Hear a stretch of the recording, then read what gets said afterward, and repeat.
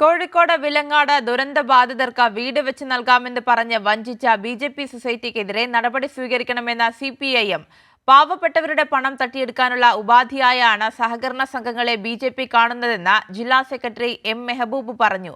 BJP. വഞ്ചനയ്ക്കെതിരെ പ്രതിഷേധ പരിപാടി സംഘടിപ്പിക്കും. കോഴിക്കോട് വിലങ്ങാട് ആലിമൂല അടുപ്പിലുന്നതിയിൽ താമസിക്കുന്ന നിർധനരായ ആദിവാസി കുടുംബങ്ങളാണ് പെരുവഴിയിലായത്. ബി.ജെ.പി. നേതൃത്വത്തിലുള്ള സൊസൈറ്റി നിർമ്മാണം ഏറ്റെടുത്തെങ്കിലും 27 വീടുകൾ പൂർത്തിയാക്കിയില്ല. സർക്കാർ ഫണ്ടിൽ ഊരാളുങ്കൽ കോഓപ്പറേറ്റീവ് സൊസൈറ്റി നിർമ്മിക്കുന്ന വീടിനേക്കാൾ മികച്ചവ നിർമ്മിച്ചു തരാമെന്ന് വാഗ്ദാനം നൽകിയാണ് ആദിവാസി കുടുംബങ്ങളെ വഞ്ചിച്ചത്. പാവപ്പെട്ട കുടുംബങ്ങളെയാണ് ബി.ജെ.പി. സംഘം കബളിപ്പിച്ചതെന്ന് CPIM ജില്ലാ സെക്രട്ടറി M. മെഹബൂബ് പറഞ്ഞു. ബി.ജെ.പി. അഴിമതി നടത്തുന്നതിന് പുതിയ പുതിയ മുഖങ്ങൾ സൃഷ്ടിക്കുന്നവരാണ്.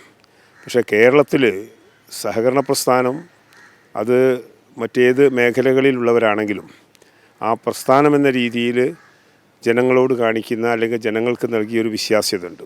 ആ വിശ്വാസ്യതയും ഇവിടെ ചോദ്യം ചെയ്യപ്പെടുകയാണ്.